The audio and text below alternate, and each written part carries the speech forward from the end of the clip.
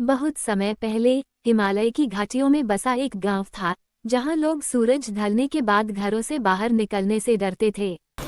गांव के पास एक गहरी गुफा थी, जिसे लोग चुड़ैल की गुफा कहते थे।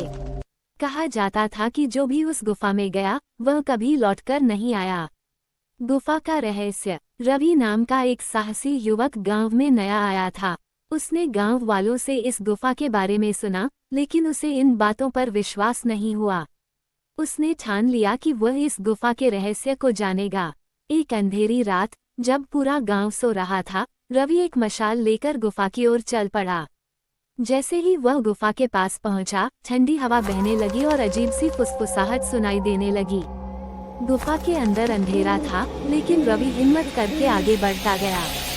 चुड़ैल का सामना। अचानक गुफा की एक भयानक चीख सुनाई दी और एक सफेद साया। ये चुड़ैल थी। उसकी आंखें जलती हुई लाल थीं और उसके लंबे नाखून चमक रहे थे। चुड़ैल ने गहरी आवाज में कहा, तुम यहाँ क्यों आए हो?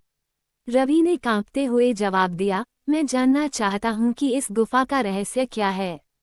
चुड़ैल एक पल को चुप रही, फिर उसने कहा, अगर तुम सच में जानना चाहते हो, तो सुनो। गुफा की सच्चाई। चुड़ैल ने बताया कि वह पहले एक साधारण लड़की थी, जिसका नाम सुलोचना था। कई साल पहले गांव के लोगों ने उस पर झूठा इल्जाम लगाकर उसे इस गुफा में जिंदा दफना दिया था। मरने के बाद उसकी आत्मा इस गुफा में कैद हो गई और बदला लेने के लिए भटकती रही। रवि को ये सुनकर बहुत दुख हुआ।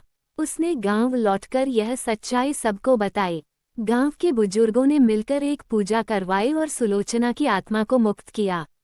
जैसे ही पूजा पूरी हुई, गुफा से एक तेज रोशनी निकली और एक मीठी हवा बहने लगी। तब से उस गुफा में कोई डरावनी घटना नहीं हुई और गांव के लोग बेखौफ रहने लगे। अंत में चुड़ैल की गुफा अब सिर्फ एक गुफा रह गई थी, जहां डर नहीं बल्कि एक भूली हुई आत्मा की मुक्ति की कहानी बस